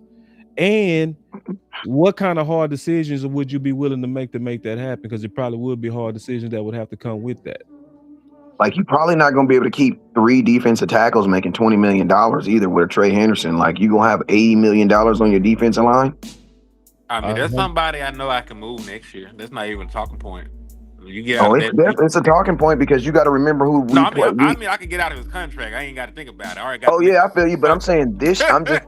I'm just saying I don't think the Dallas Cowboys are going to have that type of money on their defensive line. I don't believe that all 3 of them dudes are going to be on this defensive line to start the season off anyway. I believe one of them dudes is going to get traded. You know what I'm saying? I would lean probably toward Osia Odigizora because I just don't see the Dallas Cowboys playing that type of money for 3. Like, I don't see them doing it. They don't. Yeah. They don't value defense. They don't value defense like that. And think about this right here, man. Like, I think guys like Jadeveon Clowney mace it up for Trey Henderson because they're like, bro, we got Jadeveon Clowney off the couch and he gave us 8 sacks for how much? So it's like when you get that type of production from guys off the couch for cheap, it makes it hard for me to believe the Dallas Cowboys are about to go out here and pay when they could have just paid. I don't want to say it again, but they could have just paid Micah Parsons if you're willing to go get Trey Henderson. Like, this clearly lets you know that you made a mistake. And the Cowboys don't like feeling like they made mistakes. So I don't feel like they're going to make that big splash for an edge rusher. I don't believe so. Because if that was the case, they would have kept Micah Parsons. Because he's not going to want no $40 million. He's not even going to be able to ask for that. But bro, he's going to want at least 25 to 30, at least 25.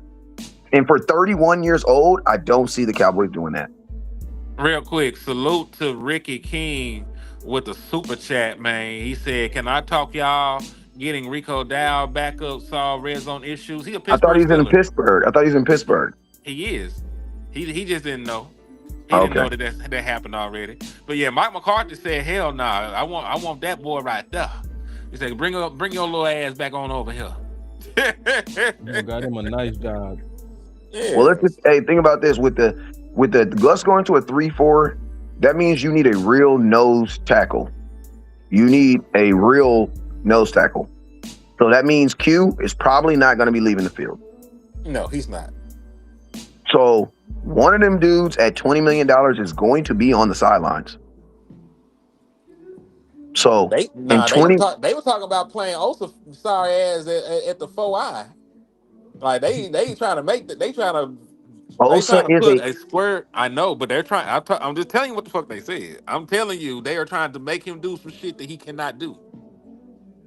Hey Derek, stop being a weenie. If you can go. There's a bunch of Dallas Cowboy pages that's gonna give you a bunch of feel good conversation. But if you're looking for a real conversation and talking about some all this negativity, no, go sit on a nail. Devin Lloyd just signed with the Panthers, y'all. It's not like we were trying to get him anyway, but Devin Lloyd is also off the table. He signed with the Panthers? Yeah, Panthers having a good offseason. Man, listen, y'all. 3 years. He didn't even sign for a lot of money, dog. Hey, can you do me a favor, Hen? What's up? Can you bring up your $130 million graphic, please? Yeah, give me a second. I don't even know if I still got it, but let me see if I can find it. I got it if you need it. Let me go look. I can email it right to you. Hey, shout out to Ricky King. Shout out to Ricky King with the $5 super chat. He said it seems like front office trust Blue. They don't need They don't even know Blue to trust him. They're hoping. That's called a hope. They're hoping. This man played 2 quarters of football. Yeah, they don't even know him. Like you can't trust something you don't know. They have faith in him. We can say he has faith in him because faith is obviously of things not seen. Because I ain't seen nothing from him. You know what I'm saying? So yeah, I think they have more faith in him than they have trust. And go get Deebo Samuels. Why not? Shoot. You know what I'm saying? Go get him. Why not? I go watch now. Say what? All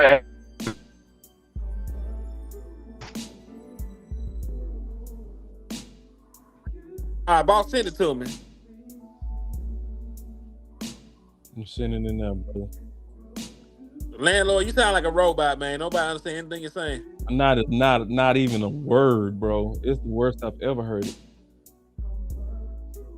Hey, you know the Dallas Cowboys need to sign? I'm still trying to do this. You know the Dallas Cowboys need to sign a free agency? Bro. You know the Dallas Cowboys need to sign a free agency?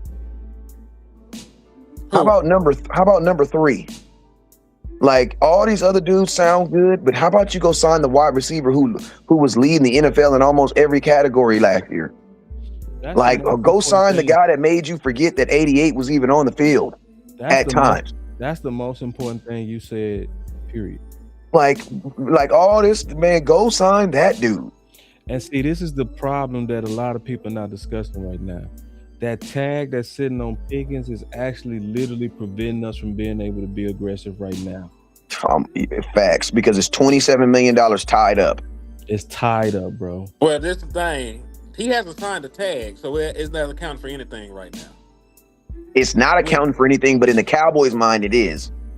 Like, it's not mathematically, equationally wise, because he hasn't signed it, but in the Cowboys' mind, it's still preventing them from doing stuff because they don't know. And to be honest with you, it's crazy. The guy that we should be pushing that they sign now. Like, for real. It's like, bro, like, you're bullshitting us. Like that was the most important damn thing that's anybody said. Like, for real, bro. We can't really get loose with 27 tied up into one guy, bro. Guaranteed, too. That means they're going to cut the check. Because the check is cut. It's gone. Spilled milk. You're not getting it back. And I'm going to tell you, people be like, Dak Prescott played on a franchise tag. Yeah, and he got hurt. He played 5 games. What is you talking about? It's like, why didn't you learn from that? Go look at the success of the players that we franchised. Dalton Schultz, what did he do for you on a franchise tag? Like, come on, bro. Like, all these hopes, franchise tags to players is not a good thing. And all it tells me is I don't trust you. Yeah, man. It's indecisive. And you don't even see the better teams really doing that. Like, Philly don't be doing that. But then we be trying to say, hey, man, let's just be like Philly. They know how to free up money. But when it's time to be like Philly, we don't pressure our Cowboys to be like Philly. We should be like, you didn't send me the graphic, dog. You sent I'm doing it right now. I'm literally looking for it. Yeah, you sent me something different. I did. I'm being goofy. But why you send that? But yeah, it's like it makes like there's no reason that like, and I'm gonna tell y'all this right here. If I'm a person that's like, why? If I'm George Pickens, I'm like, and any free agent is like, bro, how can you not sign? How can you not be when you traded for him? You knew that he was either going to produce or he was not. If he didn't produce, he was not going to be here. So then how can you then treat him like he did not produce?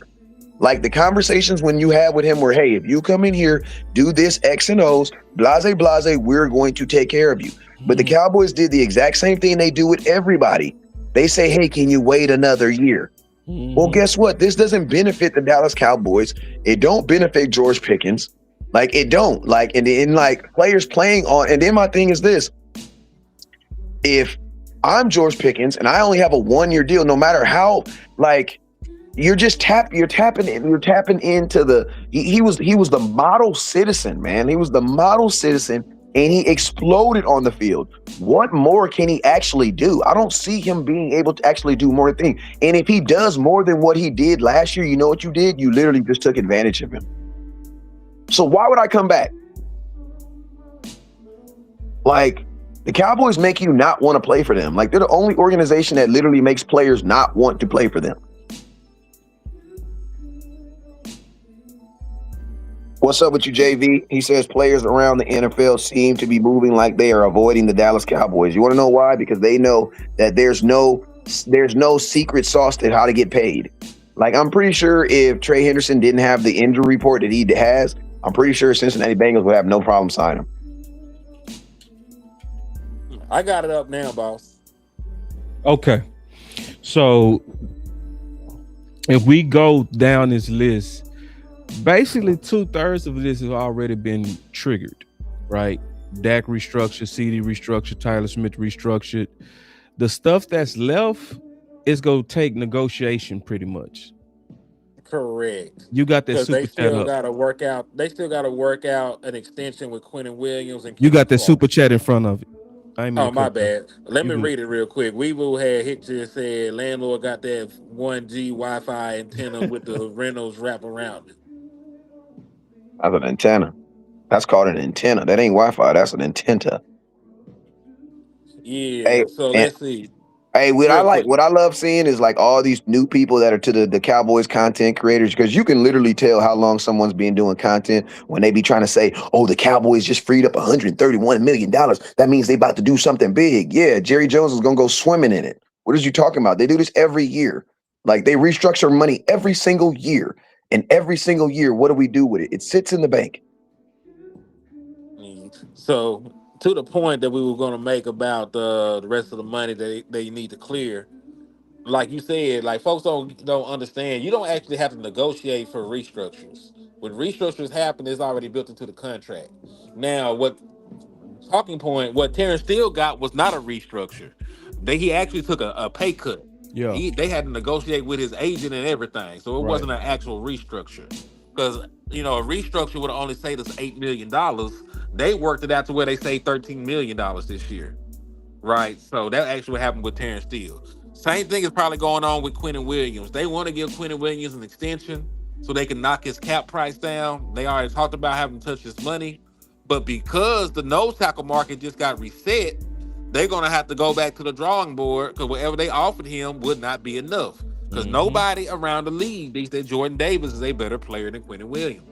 So Quentin Williams is going to want to be paid like the best nose tackle or a respectable amount. So they have to put a hold on that shit, and that's probably why they ended up working out what they did with Terrence Steele contract. Yeah. Yeah. So like, and this is where we gotta really honestly zero in on Pickens to West Coast point, because everything left pretty much is negotiated. So if we trying to get them to be aggressive, we gotta see that all the triggers was pulled and then push them to pull the rest. Because if they don't pull the rest, we gonna be in a holding pattern on this free agency on talent. And that's just real talk. And they go backdoor us into the draft.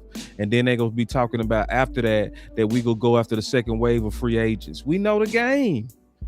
Like we know the game. We hear the shit every year. You know what I'm saying? So it's one of those things to where like West Coast really did hit it on the head, because you gotta negotiate with Quentin, Kenny Clark, do something about Osa or Pickens. And that's just for a few more dudes. Yeah. Yeah. We can't listen. The offense was what it was last year, and we still won. How many games? Exactly. So, 7. exactly. So you're not convincing me that George Pickens off this team helps us get better anyway. So I don't believe it. I think now this offense is low key dependent on him. You know what I'm saying? So I'm not saying that CeeDee Lamb is not that guy, but I'm just saying that's just the way the NFL is. We want to throw at $60 million, Dak is going to throw the ball 40 times a game. He's going to. That's just what it is. Like Dak is going to be the focal point of this offense. And that's okay because Dak is that good. He's good enough to do that. You know what I'm saying? I have a quarterback that can do it and can do it successfully. So since we're going to do it, we need 88 and 3. We need 88 on one side and we need 3 on the other side. Go sign George Pickens, give him a contract. And then the crazy thing about, I'm going to tell you, part of the reason why they ain't seeing it selling George right now too is because it allows them to have an excuse that they don't have all the money to do what they're supposed to be doing. Exactly, bro. Like And it's literally a that's built-in exactly what you excuse. said. A built-in excuse, bro. And that's what. And this is why. I mean, I'm gonna just say it like this: we tolerate BS from our front office. Like the fact that David Mulugeta said the week before the combine, "I am looking to talk to Jerry about Pickens combine week." Then we let Jerry sit on that bus and say, "I didn't even talk to David ever." And you know what we put all our content on? That empty ass promise. that promised that I was gonna bust the budget. Oh man, Jerry talking different. He talking different, man. I kind of believe it. I kind of believe it. And like, get your ass on, bro. Like, how did this dude literally just say, I ain't talked to the dude that I need to talk to free up the space, but we over here believing an empty ass promise? And we don't push him, bro. We don't say this is unacceptable. We don't say no, bro, that don't line up. And see, we sitting in this same hole where we need him to sign Pickens, bro. Yep. Yeah. Also, if you're wondering, LandLord only signed for 15 APY. He ain't even break the bank. Damn, for real? He got a 3-year, $45 million deal. The Dallas Cowboys could have did that if they wanted. They could have did the Dean deal if they wanted. They could have did the Quay Walker deal if they wanted. They listen. Even with money sitting out there, the Dallas Cowboys have positive equity in salary cap right now. They have money right the fuck now that they can sign people. I mean, theoretically, you probably could have gave a contract you just gave to the safety to that young man right there. You probably would have took it. You put $2 extra on that bitch. He might have took literally. Dog, bro. And listen, how we be just letting them get away with that shit. Like, forgive me for cursing, but like, look how we just be like, oh man, we offered them equal for Dean. We offered them equal. What kind of shit is that? If I offer you equal, you leave it up for me to make a heartfelt decision. But if I give you a little bit more, that makes it about the money. Man, like, we playing so passive. We passive, man. Yeah. And Roderick, he says, because when you're a contender, listen to me, you don't know you're a contender until everybody else is falling off. If you don't believe, go ask the Jacksonville Jaguars. Ain't nobody gonna tell me that before this last year, they thought that the Jacksonville Jaguars were gonna be in the playoffs and doing all this other stuff. They were just picking number 3 and pick Travis Hunter. If you don't remember, there's a reason why they was able to get Travis Hunter, because they sucked the year before. What a difference a year makes. Patriots was ass, weren't they? Patriots picked high as hell last year. Went to yeah, Super Bowl. what a difference a year makes. I don't want to hear that. Nobody knows. Everybody believes they're a contender. The Cowboys, listen, everybody believes they're going to win the Super Bowl. We're just the only fan base that says it. I get tired when people go, the Cowboys think they're going to win it every year. So does your team do. So does your team also too. Thank you, bro.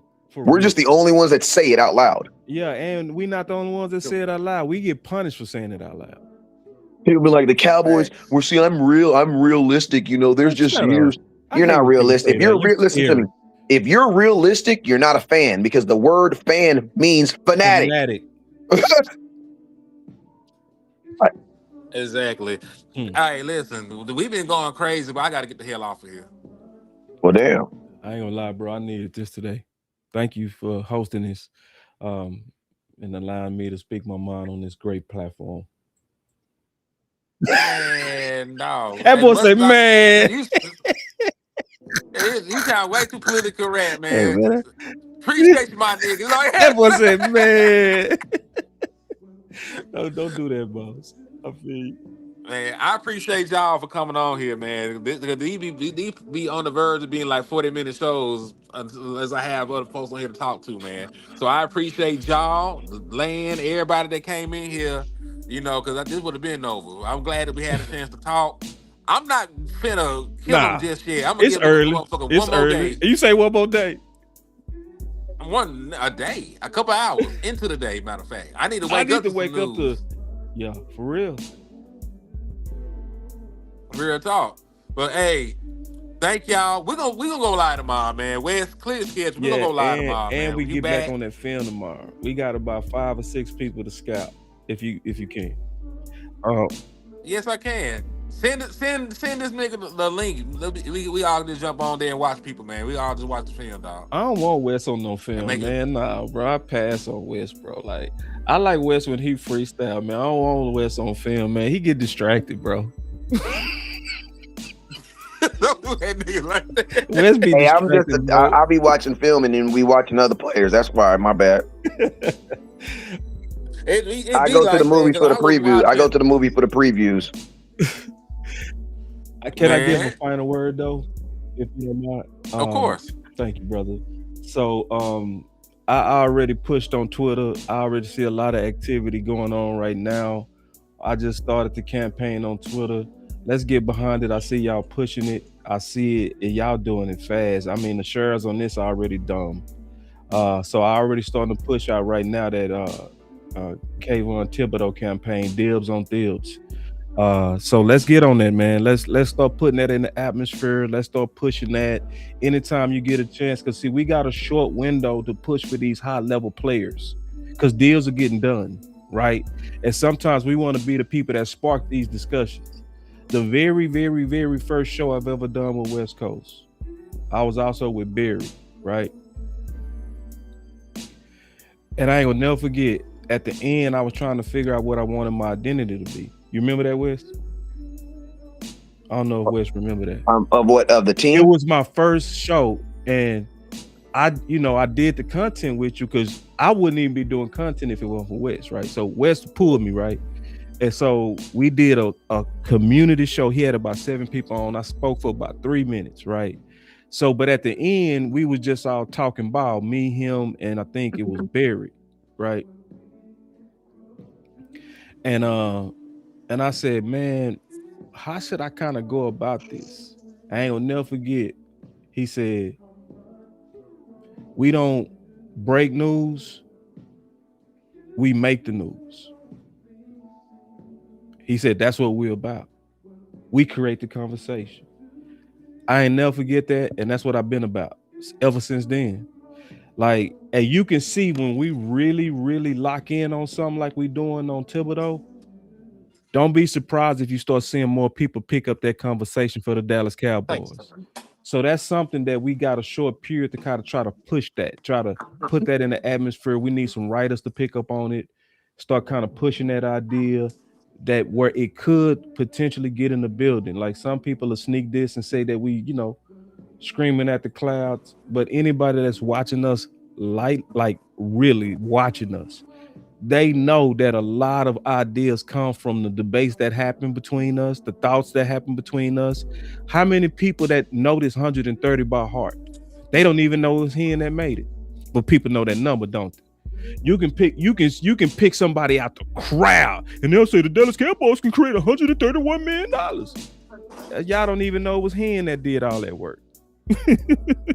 You know what I'm saying?